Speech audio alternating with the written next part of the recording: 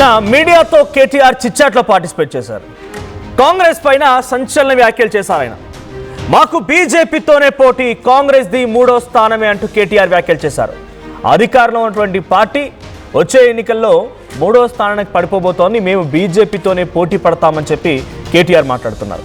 వచ్చే ఎన్నికల్లో ఏ పార్టీతో కూడా పొత్తు పెట్టుకోం, మేమే అధికారంలోకి వస్తాం, ఒంటరి పోరాటమే మాకు కలిసి వచ్చింది, గత ఎన్నికల్లో ఓటమికి కారణాలను విశ్లేషించుకొని ఆత్మ పరిశీలన చేసుకున్నాం, లోపాలు సరిచేసుకుంటాం, మోదీ 12 ఏళ్ల పాలనలో దేశానికి ఒరిగిందేమీ లేదు అంటున్నారు కేటీఆర్. హైడ్రా ఒక బ్లాక్మెయిల్ సంస్థగా మారింది అన్నారు. ఇక వసూళ్లు తప్ప హైడ్రా ఏం చేయడం లేదు అని కూడా కేటీఆర్ సంచలన వ్యాఖ్యలు చేశారు. ఇక అధికారుల పార్టీ గతంలో కూడా అటు బీఆర్ఎస్ పార్టీ అధికారంలో ఉన్నప్పుడు, కాంగ్రెస్ పార్టీ ప్రతిపక్షంలో ఉన్నప్పుడు వాళ్ళకి కనీసం అసెంబ్లీలో ప్రతిపక్ష హోదా కూడా దక్కలేదు. ఎందుకంటే పార్టీలో ఉన్నటువంటి ఎమ్మెల్యే మొత్తం కూడా ఒక్కొక్కరిగా బీఆర్ఎస్ పార్టీలో చేరిపోవడం, 12 మంది ఎమ్మెల్యేలంతా కూడా బీఆర్ఎస్ పార్టీలో తమ పార్టీని కంప్లీట్గా సిఎల్పీని విలీనం చేశామన్నట్టుగా అనౌన్స్ చేశారు. ఆ తర్వాత కూడా కాంగ్రెస్ పార్టీకి ఎటువంటి ఆప్షన్ లేదు, కాంగ్రెస్ పార్టీకి వాయిస్ లేదు, కాంగ్రెస్ పార్టీని వారు పట్టించుకోలేదు. కాంగ్రెస్ పార్టీది 3వ స్థానమే, మేము బీజేపీ పోటీ పడుతున్నామని చెప్పి బహిరంగంగానే కేసీఆర్ చెప్పుకొచ్చారు, కేటీఆర్ చెప్పుకొచ్చారు. కానీ చివరాకరణ ఎన్నికలు వచ్చేసరికల్లా బీజేపీ డమాల్లో పడిపోయి మళ్ళీ కాంగ్రెస్ పార్టీ లైమ్ లైట్లోకి వచ్చింది. కాంగ్రెస్ పార్టీ అధికారాన్ని చేజెక్కించుకుంది. మేమే పోటీ పడతామన్న పార్టీలను పక్కన పెట్టి 3వ స్థానంలో ఉన్న కాంగ్రెస్ పార్టీ అధికారంలోకి వచ్చింది. ఇప్పుడు మళ్ళీ కేటీఆర్ అప్పుడు అధికారంలో ఉంది కాంగ్రెస్, అధికారంలో ఉన్న పార్టీ 3వ స్థానానికి పరిమితం అవుతుంది, కేంద్రంలో అధికారంలో బీజేపీతోనే మా పోటీ, మేము బీజేపీ పోటీ పడతాం, ఎవరితో పొత్తు పెట్టుకోమని చెప్పి మాట్లాడుతూ హైడ్రా గురించి కూడా వ్యాఖ్యలు చేశారు. నిజంగానే కేటీఆర్ అంటున్నట్టుగా కాంగ్రెస్ పార్టీ వచ్చే ఎన్నికల్లో 3వ స్థానానికి పడిపోద్దని మీరు కూడా అనుకుంటున్నారా? కామెంట్ చేయండి. మా ప్రతినిధి మధు సిద్ధంగా ఉన్నారు ఫోన్ లైన్లో.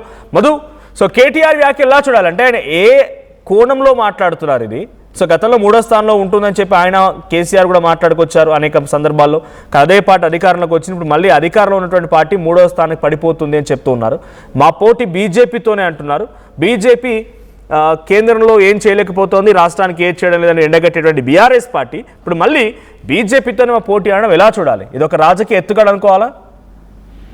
నిన్న కేటీఆర్ చిట్చాట్లో భాగంగా కొన్ని కీలక వ్యాఖ్యలు, దాంట్లో అమ్మ విలువ అన్నం విలువ లేనప్పుడు తెలుస్తుంది, ప్రస్తుతం కేటీఆర్ గురించి తెలుస్తుంది అనేటువంటి స్టేట్మెంట్ ఆయన స్టార్ట్ చేశారు.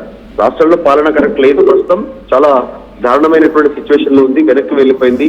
కాంగ్రెస్ అధికారంలోకి వచ్చిన తర్వాత జరుగుతున్నటువంటి పరిణామాలతో ప్రజలు ఇబ్బంది పడతా ఉన్నారు.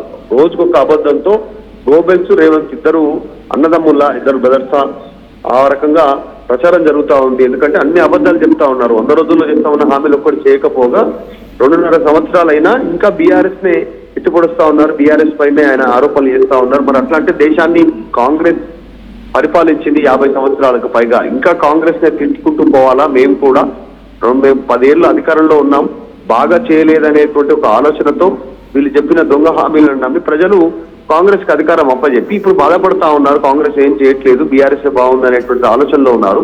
ఇంకా మమ్మల్ని తిడుతూ టైంపాస్ చేస్తా ఉన్నారు రేవంత్ రెడ్డి అనేటువంటి స్టేట్మెంట్ చేస్తూనే నరాంతక మూట హిట్లర్ ని ఆదర్శంగా తీసుకున్నారంటేనే అర్థం చేసుకోవచ్చు ఆయన పాలన ఎట్లా ఉంది అనేటువంటి స్టేట్మెంట్ చేస్తూ ఇరాన్, ఇరాక్ శిథిలాల లాగా తెలంగాణ ఉంది అంటూ ఒక కాంక్లేవ్ లో మాట్లాడుతున్నారంటే పక్క దేశంలో మొత్తం యుద్ధంతో బాంబులు పడుతూ చనిపోతూ శిథిలాలుగా మారుతుంటే దాన్ని తెలంగాణతో కంపేర్ చేస్తున్నారంటే ఎట్లాంటి మెంటాలిటీ అనేటువంటి స్టేట్మెంట్ చేశారు. ఖచ్చితంగా ఆయన కాంగ్రెస్ ని శిథిలాల కింద బొందబెట్టి పార్టీ లేకుండా ఒక 15 సంవత్సరాల తర్వాత కూడా మన కాంగ్రెస్ అంటే భయపడేలాగా, ఉలిక్కిపడేలాగా ప్రజలు చేసి పోతాడు, పార్టీ వదిలేనటువంటి స్టేట్మెంట్ చేశారు.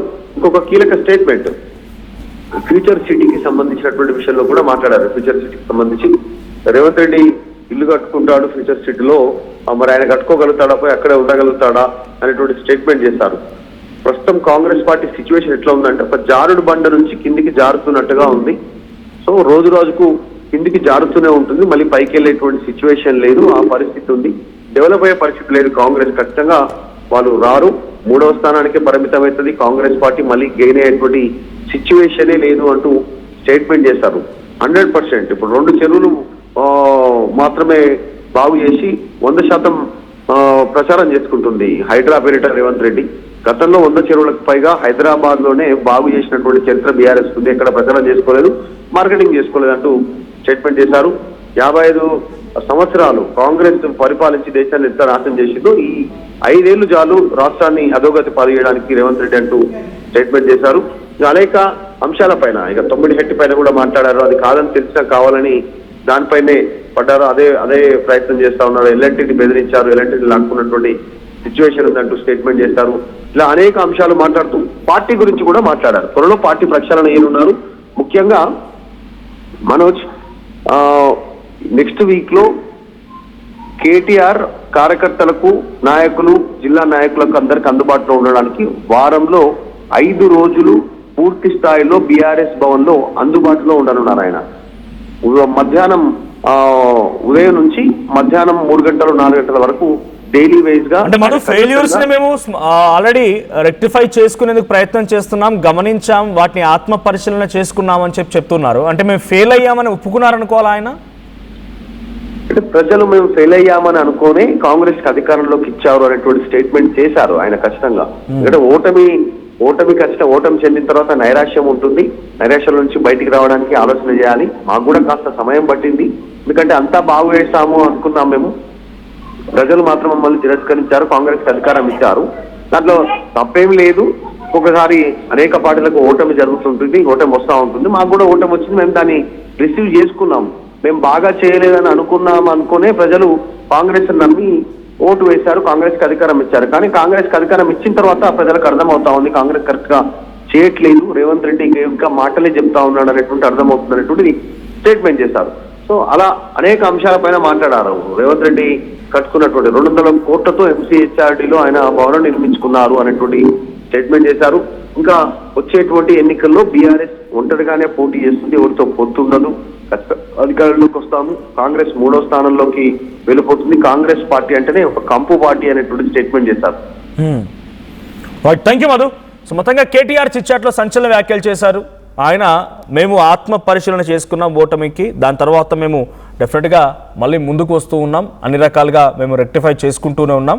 మా పోటీ బీజేపీతో కానీ కాంగ్రెస్తో కాదు, కాంగ్రెస్ పార్టీ 3వ స్థానాన్ని పరిమితం అవుతుంది వచ్చే ఎన్నికలు అంటూ కేటీఆర్ మాట్లాడుకొచ్చారు. నిజంగానే కాంగ్రెస్ పార్టీ 3వ స్థానాన్ని పరిమితం అవుతుందా?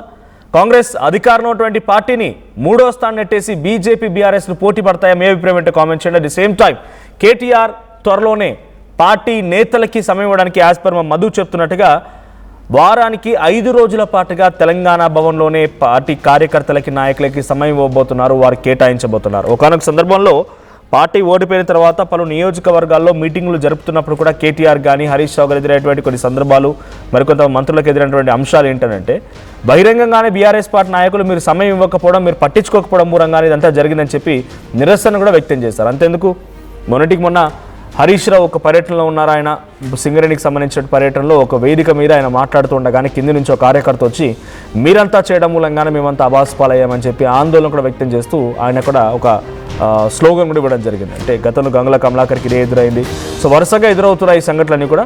సో ఇప్పుడు నిజంగానే బీజేపీతోనే మా పోటీ, మేమంతా సెటరైట్ చేసుకున్నాం, కాంగ్రెస్ అంటేనే కంపు పార్టీ అన్నట్టుగా కేటీఆర్ మాట్లాడుకొచ్చినట్టు తెలుస్తుంది తన చిట్చాట్లో. సో మీ అభిప్రాయం ఏంటి? కామెంట్ చేయండి.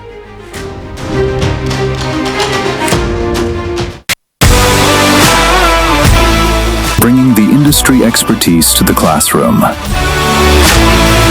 KL deemed to be university. చిన్న చిన్న ఆనందాలు 35 ఏళ్లుగా నా జీవితంలో లేవు. 35 ఏళ్లుగా నేను డైపర్లలో బ్రతికాను. 6 సెంటీమీటర్ల ఫిస్టులా నా మూత్రాశయంలో లీక్ కారణమైంది. ఎవరూ నాకు సహాయం చేయలేకపోయారు. ఏఐఎన్యూలో వైద్యులను కలిసే వరకు అక్కడ వారు రోబోటిక్ శస్త్రచికిత్సతో నాకు పరిష్కారం ఇచ్చారు. వారు నా ఆత్మవిశ్వాసాన్ని కూడా తిరిగిచ్చారు. Precision care makes it possible.